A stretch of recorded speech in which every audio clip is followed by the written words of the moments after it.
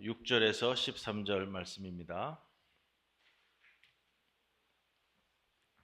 다윗이 요압에게 기별하여 햇사람 우리아를 내게 보내라 하매 요압이 우리아를 다윗에게로 보내니 우리아가 다윗에게 이르매 다윗이 요압의 안부와 군사의 안부와 싸움이 어떠했는지를 묻고 그가 또 우리아에게 이르되 내 집으로 내려가서 발을 씻으라 하니 우리아가 왕궁에서 나가매 왕의 음식물이 뒤따라가니라.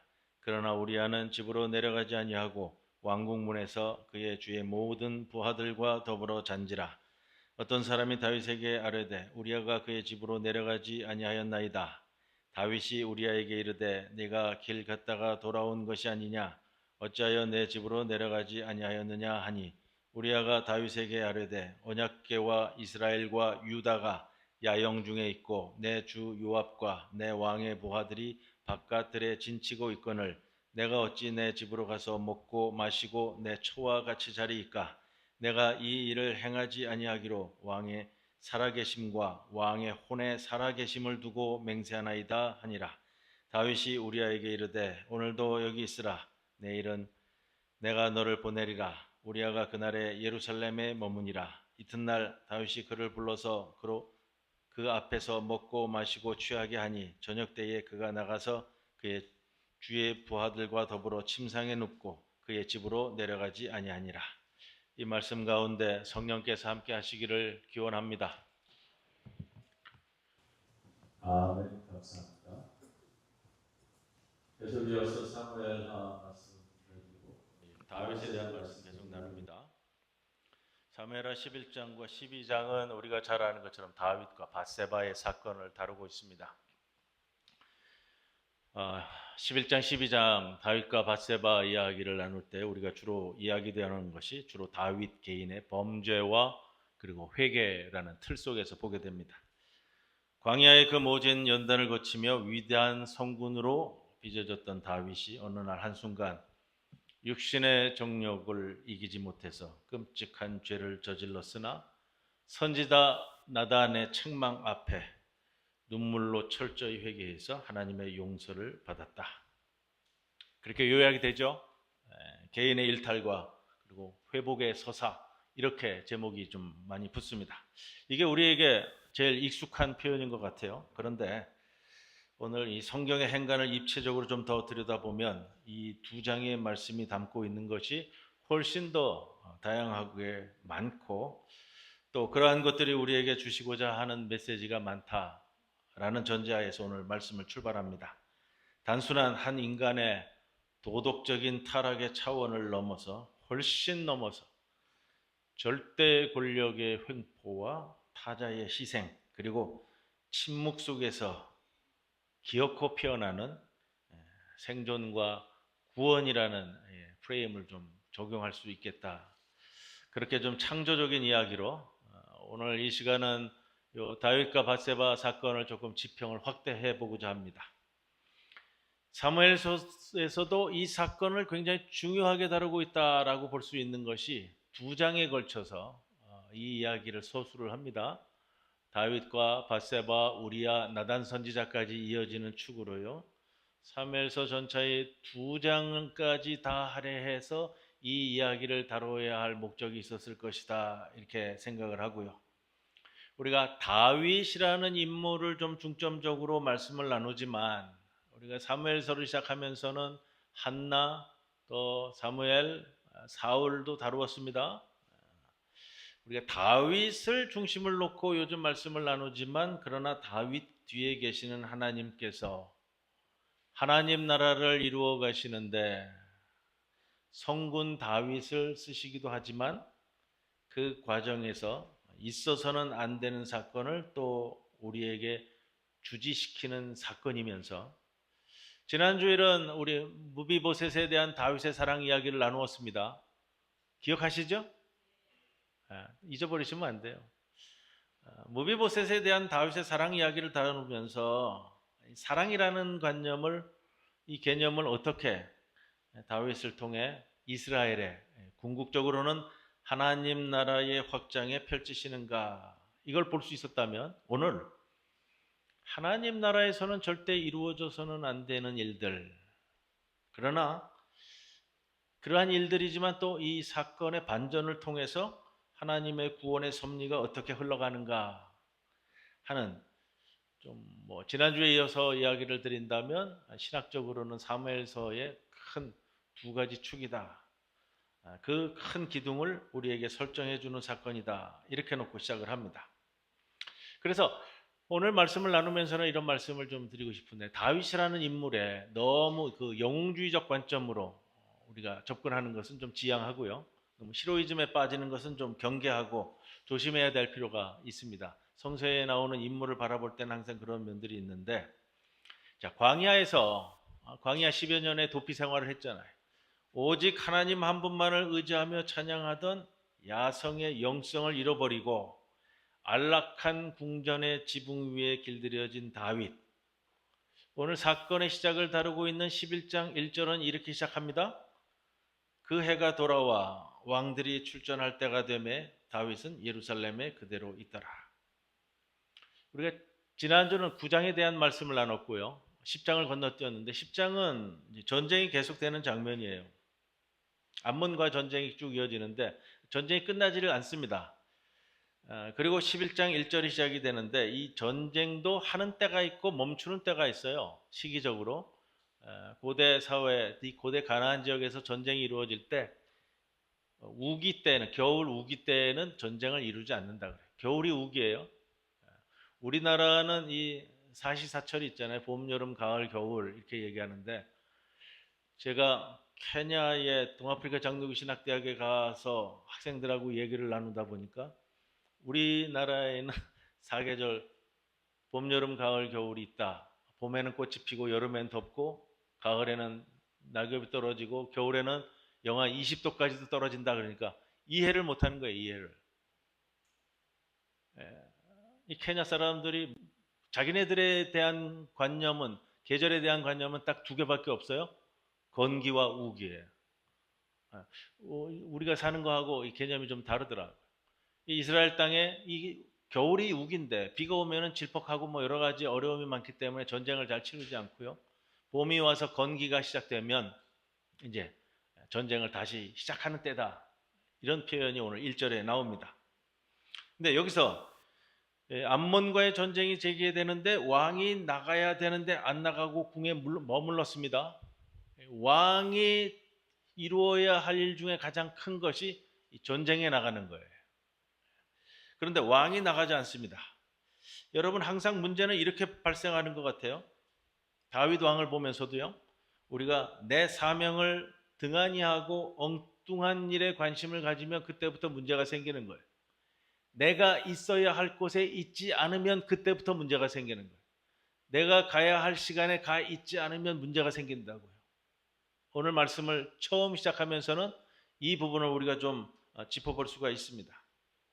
겉으로 드러난 다윗의 화려함 뒤에 오늘 사건은 철저히 짓밟히고 숨죽여 희생당해야 했던 무고한 자들의 감추어진 진실을 보게 되는데, 그렇지만 그 짙은 어두운 폭력 어둠 속에서 하나님은 그 가운데서도 그의 구속의 섭리를 어떻게 펼쳐 나갈 것인가. 첫째, 이러한 면들을 봅니다. 백성들과 신하들은 목숨을 걸며 들판의 야영지에 머물고 있는데 왕은 궁전의 옥상을 거닐며 권력의 평안함에 흠뻑 취해 있었습니다. 영혼의 빈틈을 아마 파고든 헛된 우월감 속에서 옥상에서 목욕하던 밧세바를 왕궁으로 강제로 불러들인 다윗의 행동, 이건 결코 밧세바의 유혹은 아니었습니다. 그것은 저항할 수 없는 절대 권력을 앞세운 강제적인 폭력이자 명백한 성범죄였습니다.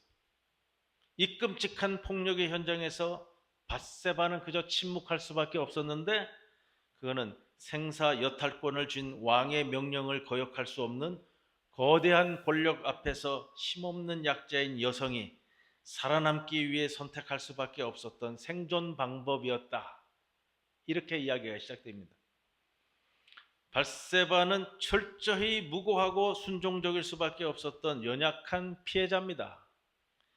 이야기 속에서 우리를 더욱 뼈아프게 만드는 것은 다윗의 범죄를 완벽히 은폐하기 위해 도구로 사용되다 희생된 밧세바의 남편 우리아의 모습입니다. 우리아는 햇사람입니다.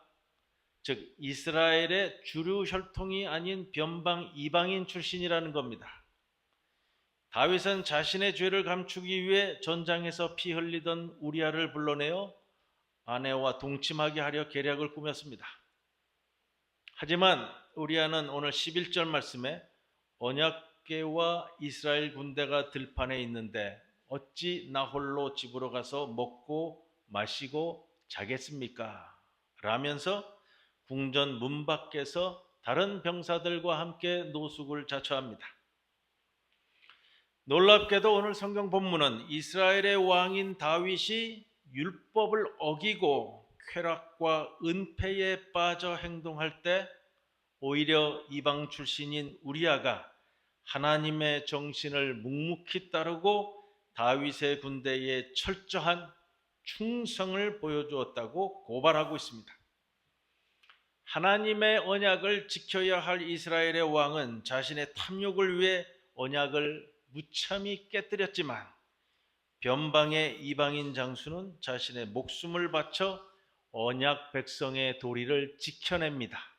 이것이 11장이 우리에게 고발하고 있는 참담한 인간 권력의 역설입니다. 둘째, 다윗은 치밀한 계획으로 우리아를 가장 치열한 전투의 선봉에 세워 전사하게 만듭니다. 이걸 한마디로 살인교사라고 합니다. 자신의 죄를 완전 범죄로 덮었다고 안도하며 마비되어가는 다윗에게 하나님은 선지자 나단을 보냅니다. 12장에서 나단 선지자가 다윗에게 던진 가난한 자의 암양 비유, 다윗의 입술을 통해 스스로를 정죄하게 만들기 위한 단순한 비유의 말씀이 아니라 그것은 다윗이 저지른 범죄가 복합적인 폭력이라는 것을 일깨워주는데 이런 거예요. 부자와 빈곤한 자, 남성과 여성, 내국인과 이방인, 인간과 동물의 권력 체계가 교차하며 벌어지는 총체적인 폭력이었다. 이걸 적나라하게 우리에게 비유로 말씀해 줍니다.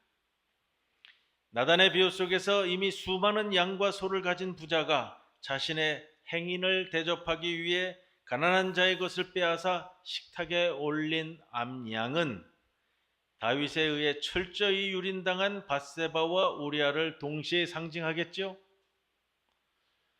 밧세바는 강제적으로 왕의 쾌락을 위해 무참히 소비된 말 그대로 권력에 의해 잡아먹힌 가엾은 암양이었고, 우리아는 이방인 나그네를 환대해야 할 이스라엘의 율법이 무참히 짓밟힌 채 희생양으로 도살된 인물이라는 겁니다.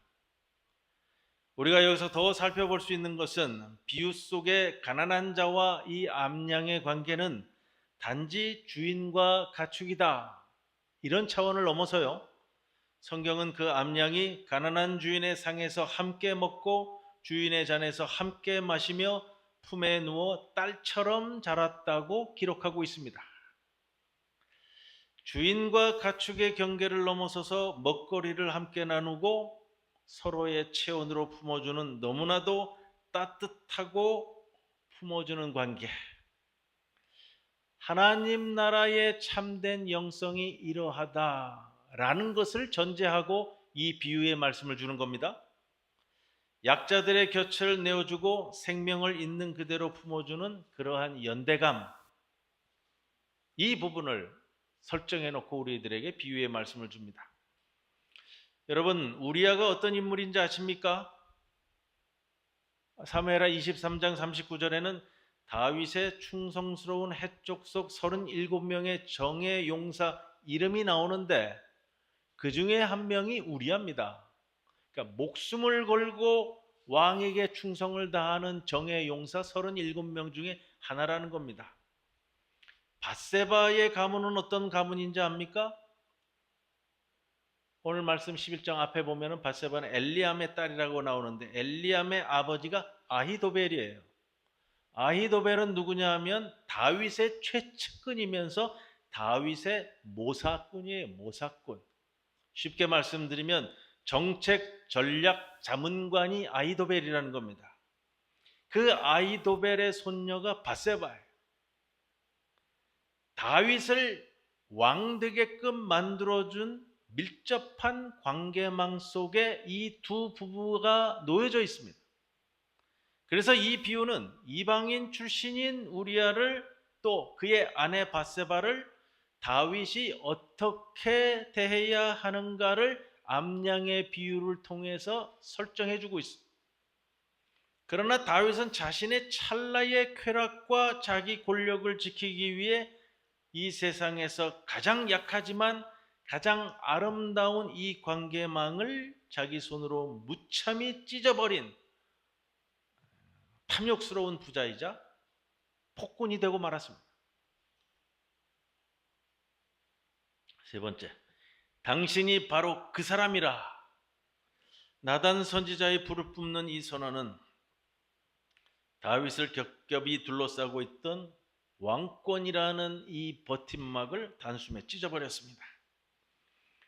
그제야 다윗은 자신이 지은 죄를 보게 되었고 자신의 보좌에서 내려와 엎드립니다. 12장 7절 말씀에 내가 여호와께 죄를 범하였노라, 이 표현을 쓰는데요. 성도 여러분, 이 고백은 그저 다윗이 율법 조항을 내가 어겼다라는 표면적인 자백의 수준을 넘어섭니다. 가장 연약한 자들을 짓밟고 유린한 자신의 폭력이 곧 그 약자들을 사랑하시고 지키시는 만군의 여호와 하나님을 향한 정면 도전이었다라는 것을 깨닫는 완전한 항복의 선언이라는 겁니다. 이 통절한 회개는 하나님의 즉각적인 용서를 이끌어내지만 여러분, 그게 그렇다고 해서 그냥 그렇게 끝나는 게 아니에요. 11장 12장을 자세히 살펴보면 다윗의 죄는 결코 값없이 가볍게 용서되지 않았음을 우리는 보게 됩니다. 죄에 대한 하나님의 용서는 임했지만 죄가 만들어낸 파괴적인 삶은 다윗의 삶에 그대로 남겨지는 거예요. 다윗의 범죄는 어떤 희생을 가져오고 있는가? 결국 나단 선지자의 비유 속에 희생당하는 무고한 암양, 끝까지 충직했던 우리아, 그리고 다윗과 밧세바 사이에서 태어난 첫 아이의 억울한 죽음이라는 너무나 처절한 대가 위에 치러지게 된다는 겁니다. 그러나 우리는 이 억울하고 참혹한 희생의 지점에서 역설적이게도 복음의 가장 숭고하고 깊은 신비를 마주하게 됩니다. 짐승이나 억압받는 약자들의 희생으로 죄의 값을 대신 치르는 이 가슴 아픈 모습은 신약 성경에 와서 훗날 죄 없이 인류의 죄를 짊어지시고 십자가에서 피 흘려 죽으시는 예수 그리스도의 고귀한 희생을 극적으로 예표하고 있다는 겁니다. 인간의 치명적인 탐욕과 끔찍한 폭력으로 빚어진 억울한 죽음의 자리조차도 우리 하나님은 결코 헛되이 버려두지 않으신다는 겁니다. 주님은 그 부서진 피 묻은 파편들을 당신의 가슴으로 품어 안으시며 궁극적으로 십자가의 대속을 가리키는 거룩한 구원사의 무대로 이 판을 완전히 바꾸어 버립니다. 네 번째, 비극과 죽음, 그리고 씻을 수 없는 수치로 영원히 끝날 것 같았던 이 어두운 이야기는 놀라운 거대한 구원과 생존의 역사로 전환됩니다. 11장에서 철저히 침묵당하고 다윗 왕에 의해 일방적으로 유린당했던 희생자 밧세바가 결국은 이 모든 폭력과 고통을 묵묵히 견뎌내고 끝내는 이 여인이 살아남는다는 거예요. 강요된 침묵 속에 숨죽이며 뱃속의 자식을 잃은 찢어지는 슬픔마저 속으로 삼켜야 했던 밧세바가 시간이 가면서 단지 비극에 갇힌 희생자에 머물지 않게 됩니다. 그녀는 끈질기게 인내하며 끈질기게 생존해냅니다. 훗날 열왕기상 1장에서 솔로몬을 이스라엘의 왕위에 올리는 결정적인 순간에, 대세가 뒤집어졌다고 하는 순간에 마침내 밧세바가 등장해서 판을 뒤집습니다. 나단 선지자를 거느리고 다 죽어가고 있던 다윗 왕에게 침입해서 당당히 자신과 나누었던 약속을 요구하는 주도적인 정치가로 등장한다는 겁니다. 한때 권력 앞에 아무런 저항도 할 수 없었던 힘없는 약자였던 피해자였던 그녀가 마침내 이스라엘의 최고 권력을 누리게 되는 왕의 태우가 돼요. 그비라라고 하거든요. 그비라. 왕의 어머니예요. 태우라고도 하고 왕의 어머니라고도 표현 쓰고, 때로는 위대한 여인 이렇게 번역이 되더라고요. 그비라라는 건데, 여러분이 왕궁에 들어와서 왕의 아내로 산다는 거, 이게 더 좋을까요? 아니면 왕의 엄마로 사는 게 더 좋을까요? 왕의 아내는 몇 사람이에요? 다윗 왕에게 있었어도 왕비라고 하는 사람만 해도 한 10여 명 가까이 된다고요? 그 중에 하나예요. 왕비로 사는 거는. 그나마 궁중 암투 속에 살아남아야 돼. 살아남아야 되는 거예요. 밧세바가 왕의 아내로 살았는데 이 왕의 아내는 한 사람이 아니었고, 또 더구나 첫째도 아니잖아요. 그런데 왕의 엄마는 몇 사람이에요? 왕의 엄마는 유일하게 한 사람이에요. 그건 두 사람, 세 사람이 될 수 없잖아요. 왕의 엄마는 한 사람이라고요. 오히려 솔로몬의 그 어느 왕비보다도 더 높은 위치에 차지하는 모습을 보여주는데, 열왕기상 2장 19절에 이런 표현이 나와요. 밧세바가 솔로몬 왕에게 이르니 왕이 일어나 영접하여 절한 후에 다시 왕좌에 앉고 그의 어머니를 위하여 자리를 베푸니 그가 그의 오른쪽에 앉는지라.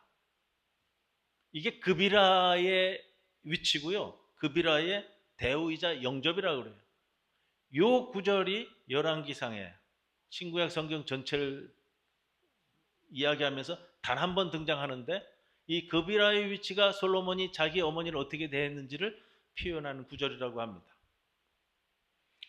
하나님께서는 인간의 끔찍한 폭력에 철저히 무너졌던 약자를 다시 일으켜 세우셔서 당신의 섭리와 구원 역사를 이끌어가는 가장 강력한 주체로 삼으셨던 사건이 오늘 이 밧세바 사건입니다. 성도 여러분, 이 사무엘하 11장과 12장 말씀은 다윗의 일방적인 권력 폭력으로 무참히 부서졌던 타자들, 이게 하나님 나라에서는 절대 이루어지면 안 되는 사건으로 우리에게 제시해 주면서, 다윗의 이런 권력의 폭력, 왕권에 의한 폭력, 국가에 의한 폭력에 의해서 부서졌던 이성과 여성과 이방인들과 동물적인 약자들, 사실은 앞에서 보는 것처럼 하나님 나라에 진정한 충성과 무고함을 지닌 존귀한 존재였다라는 것을 우리들에게 드러내주면서요, 그리고 그들이 끝내 그 폭력 속에 해침을 당하였지만 철저한 눈물과 침묵의 시간을 뚫고 일어나 스스로 주체적인, 역사적인 주체자로 등장하는 것을, 그 반전의 서사를 우리 가슴에 새겨주는 겁니다.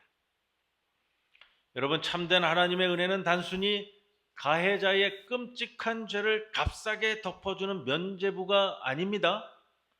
십자가의 참된 은혜는 내가 여호와께 죄를 범하였노라 라는 뼈를 깎는 통회 위에서 비로소 피어나는 것이고, 짓밟힌 자들의 강요된 눈물과 침묵을 생명력 넘치는 주체적 목소리로 승화시켜내는 능력의 복음입니다. 오늘 우리의 삶의 자리에도 남몰래 흘리는 억울한 눈물과 세상의 거대한 힘에 눌려 강요당한 깊은 침묵이 있을지 모릅니다.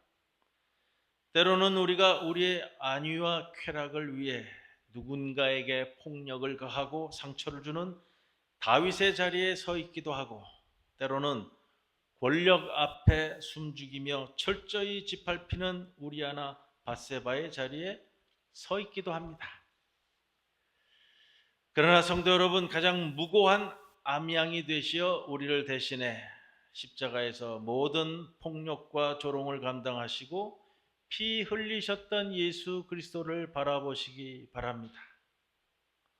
그분 안에서 우리의 씻을 수 없는 더러운 죄는 정직한 통회함으로 깨끗해질 것이고, 우리의 깊은 상처와 억눌린 침묵은 구원과 생존의 역사로 거듭나게 될 줄로 믿습니다. 이 크고 놀라운 십자가의 은혜와 약자를 품어내는 생명의 따뜻한 연대가 오늘 예배하는 여러분의 가정과 일터, 그리고 우리 교회 공동체 위에 풍성히 흘러넘치기를 주님의 이름으로 간절히 축원을 드립니다. 사랑과 공의의 하나님 아버지, 다윗을 향한 나단 선지자의 일갈이 오늘 우리를 향한 엄중한 책망임을 알게 하옵소서.